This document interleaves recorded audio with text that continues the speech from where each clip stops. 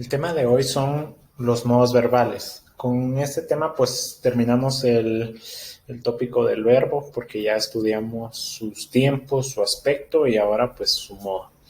Los modos verbales se pueden dividir en indicativo, subjuntivo e imperativo. Indicativo siendo la información que se afirma o se niega acerca de la realidad, subjuntivo siendo la posibilidad, lo contingente, la duda, mientras que lo imperativo es el ruego o el orden. Cuando hablamos de modos verbales, los gramáticos utilizan el término actitud. ¿Por qué? Porque no ha existido un concepto, un nuevo término que englobe lo que significa los modos.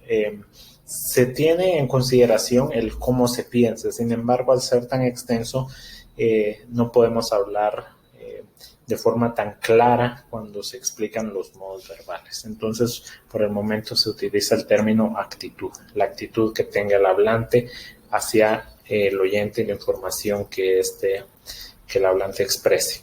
Entonces, primeramente, para diferenciar entre el indicativo y el subjuntivo, que son los que mayor posibilidad de confusión existen dentro de los modos verbales, tenemos términos como certeza, incertidumbre, realidad, irrealidad, actualidad, no actualidad. Entonces, esos son términos que definen o clasifican correctamente el modo verbal.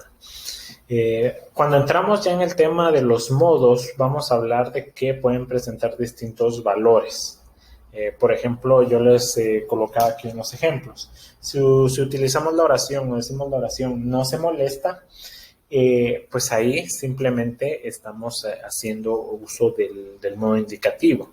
Sin embargo, podemos agregar sintácticamente, modificar ese mismo modo al agregar una unidad nominal.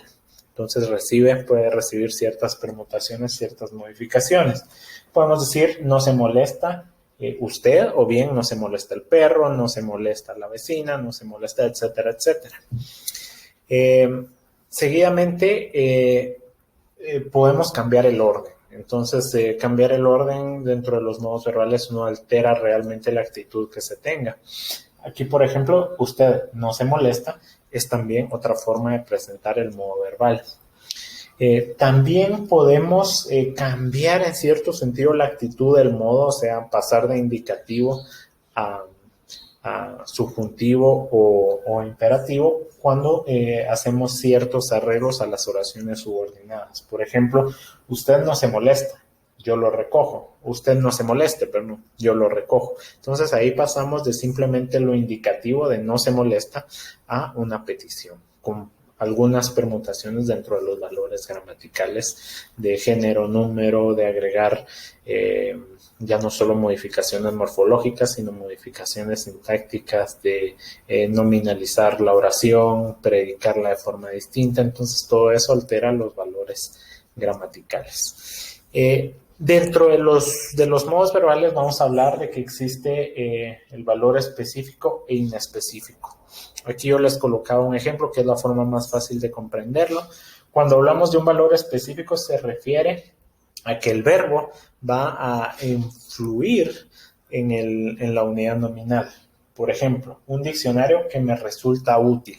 O sea, ese resulta, estamos hablando de que afecta al término diccionario porque hablamos de un diccionario real, un diccionario en sentido indicativo, en modo indicativo. ¿Por qué? Porque un diccionario que me resulta útil existe y está en la realidad. Mientras que si coloco un diccionario que me resulte útil, estamos hablando de posibilidad, incluso anhelo, que no está en la realidad. Entonces, ese diccionario, el término diccionario se ve influenciado por la modificación verbal en el modo. O sea, simplemente por pasar de resulta a resulte, se hace más específico o inespecífico.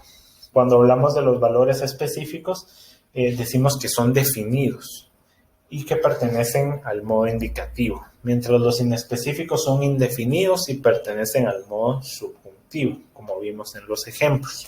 Ahora bien, los modos verbales pueden expresar cierto tipo de información. Se va a dividir en dos categorías. La primera, dependiente, y la segunda, independiente. Cuando hablamos de información dependiente, necesariamente debe aparecer un inductor gramatical.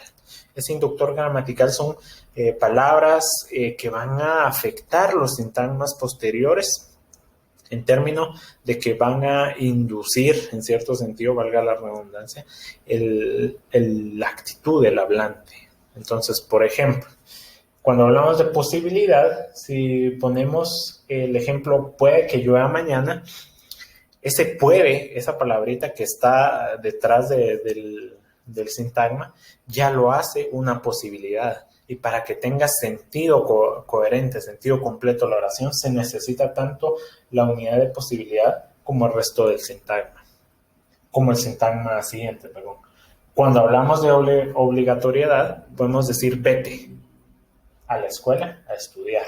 Entonces ahí vemos que esa palabrita vete, ese inductor gramatical, hace que se cambie radicalmente el modo o la actitud que se tenga hacia el hablante. Entonces vemos que en los dependientes se necesitan estos inductores, estas palabras, y que radicalmente se puede ver que son de carácter subordinado. O sea, estas oraciones van a depender de esos sintagmas, tanto el sintagma como del inductor gramatical para llegar a un sentido, un significado completo. Y finalmente tenemos la información independiente. Aquí no necesitamos ningún inductor y simplemente se refiere al modo indicativo. Voy a la fiesta. O sea, ahí simplemente no se necesita el inductor, por lo tanto no hay subordinación y solo simplemente se expresa un contenido, una información. Entonces, cuando hablamos de dependiente, de información dependiente, podemos decir que es información de subjuntivo o bien imperativo, y cuando hablamos de independiente no necesita el inductor, por lo tanto es indicativo. Pues con eso terminamos el tema del verbo y ya en el siguiente video vamos a estudiar el tema del adjetivo y atributo.